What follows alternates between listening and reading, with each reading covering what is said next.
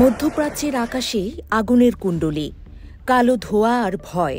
ইরানের ইসলামী বিপ্লবী guard corps রবিবার রাতেও ট্রু প্রমিস 3 অপারেশন অব্যাহত রেখেছে। ইসরায়েলের দখলকৃত অঞ্চলে একের পর এক ক্ষেপণাস্ত্র ড্রোন হামলা চালিয়েছে তারা। সকালে হামলার প্রথম দফা শুরু হয় যেখানে ইসরায়েলের উত্তরাঞ্চলীয় গ্যালিলি, হাইফা, আফুলা ও নাজারেত শহরে বড় ধরনের বিস্ফোরণ ঘটে। ইসরায়েল জুড়ে সাইরেন বেজে ওঠে, মানুষ আশ্রয়কেন্দ্রের দিকে দৌড়ায়। কিছুক্ষণের মধ্যেই ইরান দ্বিতীয় দফায় হামলা শুরু করে, যার লক্ষ্য ছিল তেল আবিব, হাইফা এবং দক্ষিণ ইসরায়েল। সামাজিক যোগাযোগ মাধ্যমে ছড়িয়ে পড়া ভিডিও ফুটেজে দেখা যায় তেল আবিব ও হাইফার বিভিন্ন স্থানে বড় অগ্নিকাণ্ড ও ধোঁয়ার কুণ্ডলী।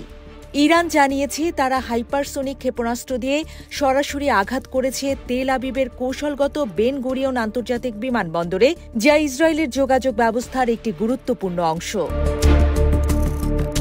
এই হামলার আগে ইরানি সশস্ত্র বাহিনীর মুখপাত্র কর্নেল রেজা সাইয়াদ ইসরায়েলি নাগরিকদের উদ্দেশ্যে হুঁশিয়ারি উচ্চারণ করেন।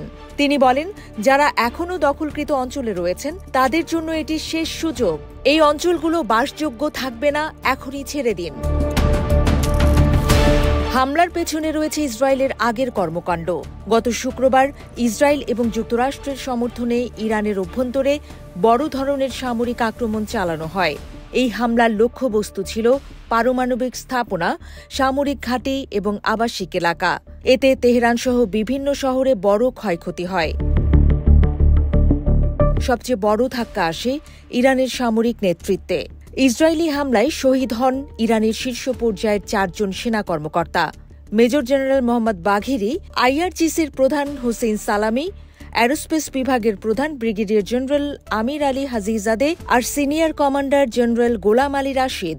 শুধু সামরিক নেতারাই নয়, এই হামলায় বহু বিজ্ঞানী, সাধারণ নাগরিক, নারী ও শিশুও নিহত হয়েছেন।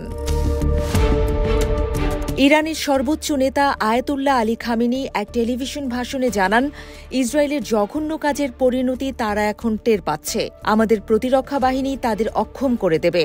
ট্রু প্রমিস 3 অভিযান শুরু হয় খামেনির ভাষণের ঠিক পরই। এই প্রতিশোধ ছিল সরাসরি সর্বোচ্চ নেতৃত্বের নির্দেশে গৃহীত। বিশ্লেষকরা বলছেন, ইরান ইসরায়েল দ্বন্দ্ব এবার পূর্ণাঙ্গ যুদ্ধের দিকে এগোচ্ছে। কয়েক দশক ধরে চলা ছায়াযুদ্ধ এবার সরাসরি রণাঙ্গনে পরিণত হয়েছে। ইসরায়েলের তরফে এখনও আনুষ্ঠানিকভাবে হামলার ক্ষয়ক্ষতির পূর্ণ বিবরণ দেয়া হয়নি। তবে স্থানীয় সূত্র আন্তর্জাতিক গণমাধ্যমগুলো বলছে, ক্ষয়ক্ষতি ব্যাপক এবং বেসামরিক অবকাঠামোতে গুরুতর প্রভাব পড়েছে। মধ্যপ্রাচ্যের রাজনীতিতে এই হামলা একটি বড় বাঁক। প্রতিবেশী দেশগুলো এখন সজাগ। হিজবুল্লাহ, ইয়েমেনের আনসারুল্লাহ এবং ইরাকের কাতাইফ হিজবুল্লাহর মতো গোষ্ঠীগুলোর প্রতিক্রিয়া আসতে শুরু করেছে। বিশ্ব শক্তিগুলোর দৃষ্টি এখন তেহরান ও তেল আবিবের দিকে। পরিস্থিতি যদি নিয়ন্ত্রণে না আসে তবে এটি পুরো অঞ্চলের জন্য ভয়াবহ পরিণতি বয়ে আনতে পারে। এখনও পর্যন্ত ইরান হামলা বন্ধের কোনো বার্তা দেয়নি, বরং ইঙ্গিত মিলেছে এই ধরনের আরও প্রতিশোধমূলক হামলা আসতে পারে। ঘড়ির কাঁটার সঙ্গে পাল্লা দিয়ে পরিস্থিতি বদলে যাচ্ছে।